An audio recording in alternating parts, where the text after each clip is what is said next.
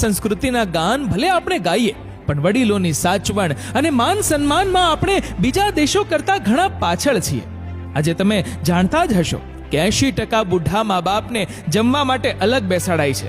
20% મા બાપને સગવડતા હોય તોય ઘરવાળીના ડરથી અલગ રખાય છે. 90% પુત્રો કામેથી આવીને સાંજે બાળકોને ચૂમી ઉઠે છે, તો અમુક તો ઘરવાળી વર્ષોથી વિખૂટી પડી ગઈ હોય તેમ લબાડ વેડા કરી ભેટી પડે છે, પણ ઘરમાં બા બાપુજીને કેમ છો બા કહેતા નથી. 70% મા બાપ ઘરડા થાય ને કંઈ પણ બોલે તો તમને ખબર ન પડે એમ કહીને ચૂપ કરાય છે. 90% ઘરડા માતા પિતાને દીકરાઓ તેના પૈસા બાબતે પૂછતા નથી. ભીખની જેમ એમણે રૂપિયા માંગવા પડે છે.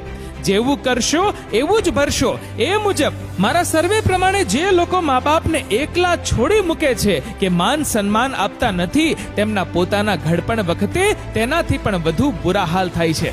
અમુક કુટુંબા તો આવું પેઢી દર પેઢી ચાલ્યું આવતું જ હોય છે. મા બાપો કૂતરાની જેમ બિચારા થઈ જીવતા હોય ને આવી સાયકલ પેઢી દર પેઢી ચાલુ જ હોય.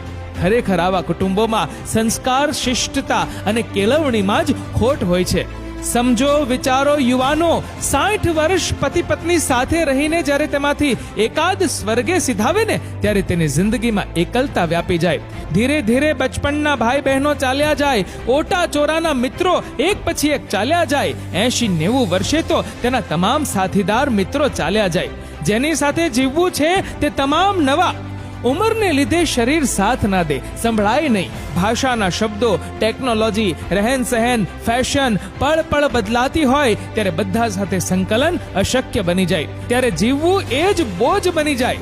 માનવ જિંદગીનો સૌથી ભયાનક અને બિહામણો તબક્કો ત્યારે બની જાય કે પુત્રો હરામી પાકે. આવા સમયે પુત્ર વધુઓએ પોતાના બાળપણને યાદ કરવું જોઈએ. જન્મથી જ આપણને ખાતા, ચાલતા, બોલતા અને આ દુનિયામાં આટાપાટા જેને ખંત અને મહેનતથી શીખવ્યા હોય તેને જ્યારે જરૂર પડે ત્યારે આટલા બધા હલકટ વેડા. વિચારો, માતા પિતાને તરછોડીને આ દુનિયામાં કોઈ જ સુખી નથી થયું, થવાનું નથી અને થવા પણ ના જોઈએ. કૂતરાના મોતે ના મરવું હોય અને ઘડપણમાં સુખેથી જીવવું હોય તો મા બાપની પોતાના ભૂલકા જેટલી જ કાળજી લો. કેમ છો બા, કેમ છો બાપુજી, આટલા શબ્દો જ તેમને ઘડપણ ભૂલાવી પરમ સુખ આપે છે. જ્યાં લખવું હોય ત્યાં લખી લો. માતા પિતા એ સૌથી મોટા ઈશ્વર છે, તેને ભરપૂર પ્રેમ કરો. કચરા જેવા મેસેજ બધાને બહુ મોકલ્યા. આ સાચું લાગ્યું હોય ને, હિંમત હોય તો આ ફોરવર્ડ કરો. સાર્થક કરી બતાવો જેથી કુદરત પણ આપણા જન્મ પર ગર્વ અનુભવે. કડવું છે ને સત્ય પણ એટલું જ છે.